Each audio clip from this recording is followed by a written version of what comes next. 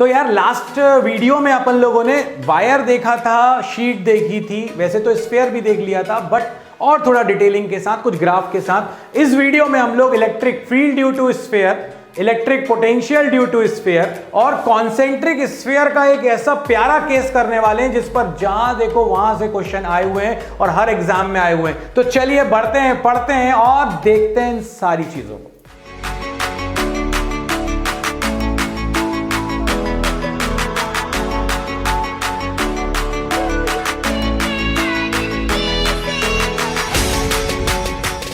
तो देखो यार, ये चीजें अपन ने, जिन्होंने प्रीवियस वाला वीडियो नहीं देखा है ना, प्लीज जाकर देखो यार। अगर देखोगे तो तुमको चीजें और क्लियर होंगी, नहीं तो मैं बता तो जीरो से भी रहा हूं। इलेक्ट्रिक फ्लक्स की डेफिनेशन से हमारे पास फॉर्मूला ये आया था, phi is equal to integration E dot ds। According to Gauss हमारे पास फाई था Q upon epsilon not.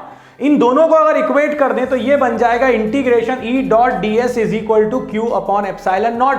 Gaussian surface की प्रॉपर्टी थी कि लाइंस जो हैं वो सरफेस से परपेंडिकुलर यानी एरिया वेक्टर के साथ 0 डिग्री बनाएंगी, तो cos 0 हो जाएगा 1। पुराना वाला कहानी है, E कांस्टेंट है, बाहर चला जाएगा। और गशियन सरफेस, एक स्फीयर के लिए गशियन सरफेस क्या बनेगी? एक और बड़ा स्फीयर, जिस पॉइंट, जो उस पॉइंट से जा रहा हो, जिस पॉइंट पर अपन को क्या निकालना है? Electric field intensity. मान लेते हैं इसकी डिस्टेंस है r, इस बड़े वाले गशियन सरफेस की रेडियस है r, ठीक है, क्योंकि r डिस्टेंस पर वो पॉइंट था आउटसाइड। अगर ऐसा है तो यहां पर इंटीग्रेशन ऑफ ds आएगा आपके पास 4 पाई r स्क्वायर। जैसे ही आया तो ये आ जाएगा डिवाइड में, तो आपके पास फॉर्मूला आ गया E is equal to 1 upon 4 pi epsilon naught Q by R square. यार ये कुछ ऐसा नहीं लग रहा जैसे पॉइंट चार्ज का फॉर्मूला हो? तो इसी बूटी को पकड़ लो, क्योंकि अपन एमसीक्यू कर रहे हैं, ठीक है? तो इसीलिए इस बात को पकड़ लो अच्छे से दिमाग में कि जो स्फेरिकल चार्ज होता है, जब उसके आउटसाइड फील्ड निकालनी होती है तो हम ये मान लेते हैं कि सारा का सारा चार्ज उसके सेंटर पे बैठा हुआ है, तभी तो ये पॉइंट चार्ज की तरह फॉर्मूला दे रहा है, ठीक? अगर मैं सरफेस पे निकालने को आपसे कहता हूं तो आप क्या करते? स्मॉल r की जगह कैपिटल R रख देते, क्योंकि डिस्टेंस उस समय r हो जाती। तो ये फॉर्मूला बन जाता 1 upon 4 pi epsilon naught Q by capital R का स्क्वायर। That's it. अंदर आ जाओ, अगर इस पॉइंट पर फील्ड निकालनी है तो यहां पर एक गशियन सरफेस बनाओगे। अरे भाई, इस गशियन सरफेस के अंदर तो कोई चार्ज ही नहीं है, तो Q इनक्लोज्ड हो गया 0, तो इलेक्ट्रिक फील्ड हो जाएगी आपके पास 0। तो याद रखो, चाहे मेटल का स्फीयर होलो हो या सॉलिड हो, सारा चार्ज सरफेस पर ही रहेगा। और अगर सरफेस पर रहेगा तो उस केस में आपके पास अंदर जो इलेक्ट्रिक फील्ड इंटेंसिटी आएगी वो आएगी 0। हमारे साथ में ना कई बार मानते नहीं है। कौन नहीं मानता? Paper setter. वो ये कहते हैं कि आप हमें इसको डेंसिटी के टर्म्स में दो।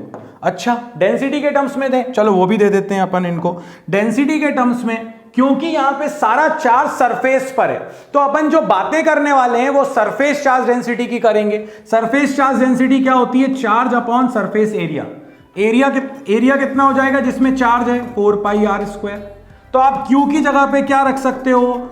Sigma into 4 pi r square.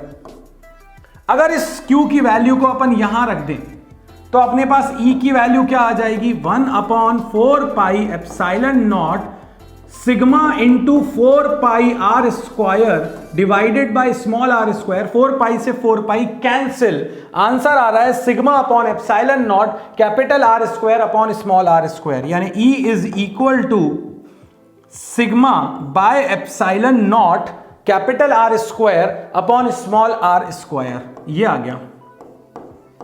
अगर मैं आपसे कहता कि मुझे तो सरफेस पर ही रहना है, एट सरफेस आप अगर निकालते तो स्मॉल r की जगह कैपिटल R रख देते, क्योंकि डिस्टेंस रेडियस के बराबर हो जाएगी। R से R कैंसिल, E की वैल्यू आ जाएगी सिग्मा अपॉन एप्सिलॉन नॉट।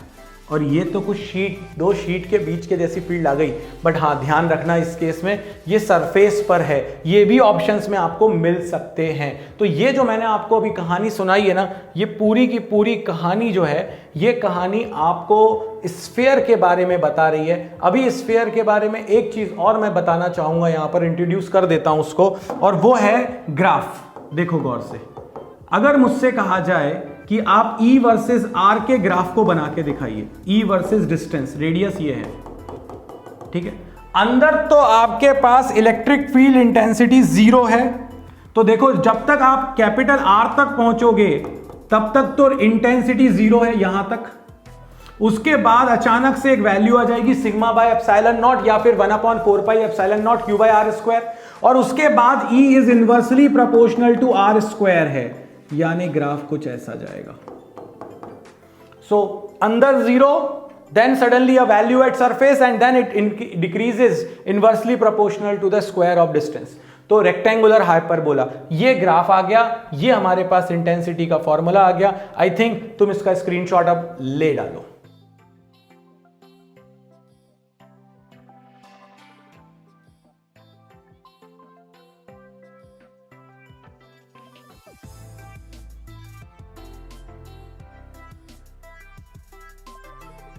वापस चलिए अब अपन बढ़ेंगे पोटेंशियल की तरफ। और इसके बाद का आप कहोगे बाबा जी स्क्रीनशॉट नहीं दिया, तो बाबा जी ने इसके बाद की पूरी कहानी तुम्हें बता दी है।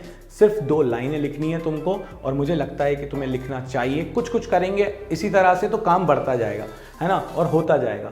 चलो अब आता है इलेक्ट्रिक पोटेंशियल। भैया इसके लिए सिर्फ एक बूटी पकड़ा रहा हूं, और वो बूटी ये कहती है behaves like a point charge.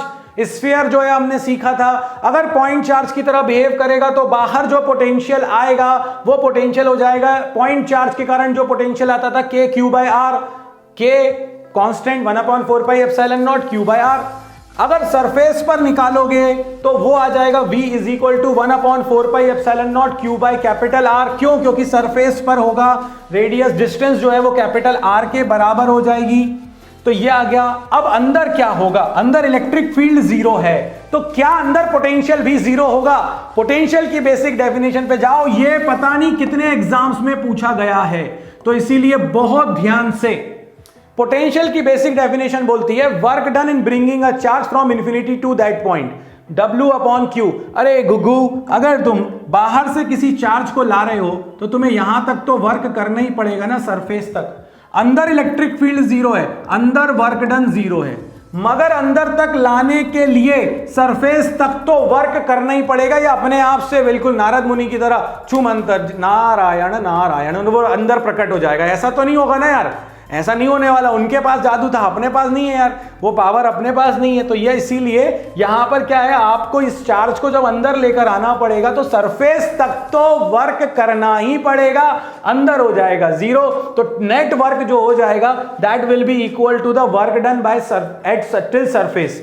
तो इसीलिए अंदर जो इलेक्ट्रिक पोटेंशियल होता है इनसाइड, वो सरफेस के पोटेंशियल के बराबर होता है।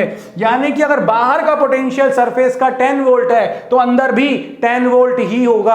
अंदर इलेक्ट्रिक फील्ड 0 है मगर पोटेंशियल 0 नहीं है। बिल्कुल दिमाग में अच्छे से बिठा लो। सो एक चीज और यहां पर निकल कर आई, it is not mandatory that if electric field is 0 V is also 0। in this case you can see V is not 0, so it is equal to KQ by capital R।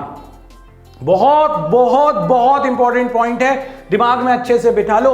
बाहर पॉइंट चार्ज की तरह surface पर भी होगा, अंदर surface के बराबर ही होगा, ताकि जब मैं तुम्हें कॉन्सेंट्रिक वाले बताऊंगा तो सीधे यहां घुसेंगे। चलो देखते हैं, पहले ले लो इसका स्क्रीन शॉट।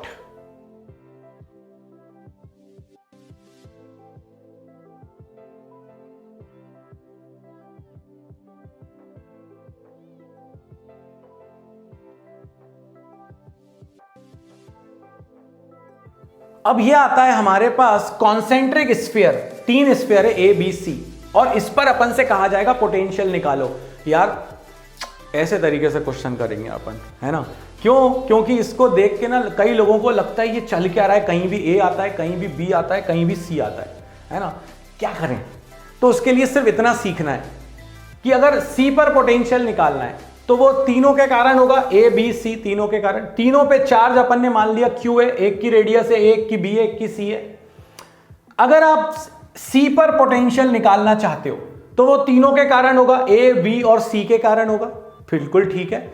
अब आप गौर से देखो, जब आप C पे निकाल रहे हो तो आप A के बाहर हो, आप B के भी बाहर हो, मतलब इन दोनों के लिए आउटसाइड हो, तो पॉइंट चार्ज की तरह लगेगा फॉर्मूला। मगर C के सरफेस पर हो, कोई प्रॉब्लम नहीं है। तो देखो A वाले के लिए KQ बाय C, क्यों? क्योंकि बाहर हो, KQ बाय R। बी वाले के लिए भी के क्यू बाई सी, क्यों? क्योंकि डिस्टेंस इसके लिए भी सी होगा, आउटसाइड मतलब पॉइंट चार्ज की तरह मान लेंगे इन दोनों को तो। और सी के सरफेस पर हो तो के क्यू बाय सी, सरफेस पर तो वही होता है जो सरफेस के लिए अपने के क्यू बाय आर है, आर में सी रख दो। और इन दोनों के लिए आउटसाइड थे, यहां तो कोई प्रॉब्लम नहीं आई। अब गौर से देखो, इलेक्ट्रिक पोटेंशियल एट बी, जब बी पे निकालोगे तो ए बी सी तीनों का फिर से सम, ए के लिए तुम बाहर हो तो बाहर वाला फॉर्मूला क्या होता है, K Q by R, R distance कितनी है अपने पास, बी है तो K Q by are. B वाले के सरफेस पर हो तो K Q by capital R, radius कितनी है, बी है। सी वाले के तुम अंदर हो, सी के बाहर नहीं हो भाई, सी के अंदर हो। और हमने अभी अभी सीखा था कि इनसाइड जो रेडियो जो पोटेंशियल होता है वो सरफेस के बराबर होता है। इसका क्या मतलब हुआ, इसका मतलब यह हुआ कि VC की सरफेस पे जितना भी था उतना ही अंदर रहेगा, सरफेस पे कितना था के क्यू बाय सी, अंदर भी उतना ही रहेगा। अब आया लॉजिक समझ में कि सी क्यों आया।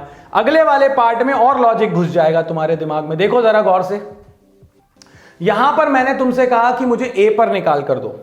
अगर मुझे ए पर निकाल कर दो मैंने कहा, तो गौर से देखो अब मैं क्या कर रहा हूं, मैं यहां पे बात कर रहा हूं तो मैं सी के अंदर हूं, मैं बी के भी अंदर हूं, तो बी और सी के तो मैं अंदर हूं, इनसाइड हूं, तो इनके लिए पोटेंशियल क्या आएगा, सी की सरफेस वाला, बी का भी सरफेस वाला, क्योंकि अंदर जो पोटेंशियल होता है वो सरफेस के बराबर होता है, तो इन दोनों का तो सरफेस का लग गया। और ए के तो तुम सरफेस पर ही हो, है ना, तो सरफेस पर के क्यू बाय ए, तो ये हो गया ए, इन दोनों के सरफेस वाले ऐड हो जाएंगे। ये तुम्हारे पास बन गया इस क्वेश्चन का भी सॉल्यूशन। मुझे लगता है कि तुम्हें इसका ले लेना चाहिए स्क्रीनशॉट, और अगर तुम इसको दिमाग में बैठा लो तो ये बेहतरीन क्वेश्चन है। सरफेस पर है तो सरफेस का आउटसाइड है तो जो डिस्टेंस है वही ले लो, बट अगर आप अंदर आ जाते हो तो जो उस पर्टिकुलर के सरफेस पे था उतने को ही ऐड करना है, अंदर वाले पे भी बी नहीं आएगा, सी ही आएगा, क्योंकि सी के अंदर आप आ चुके हो। ये आपके पास आंसर आया, स्क्रीनशॉट ले लो।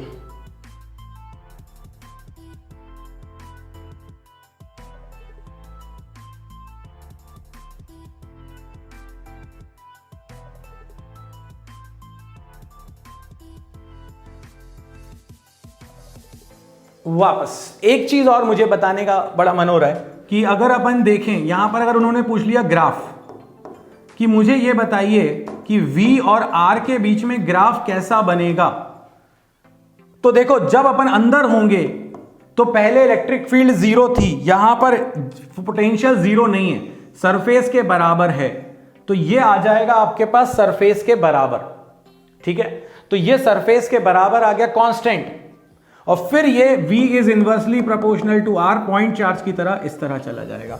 तो ये ग्राफ भी एग्जाम्स में बहुत ज़्यादा पूछा गया है, दिमाग में अच्छे से रखना और इन सारी चीज़ों को अब अपने नोट्स में इंक्लूड कर लेना।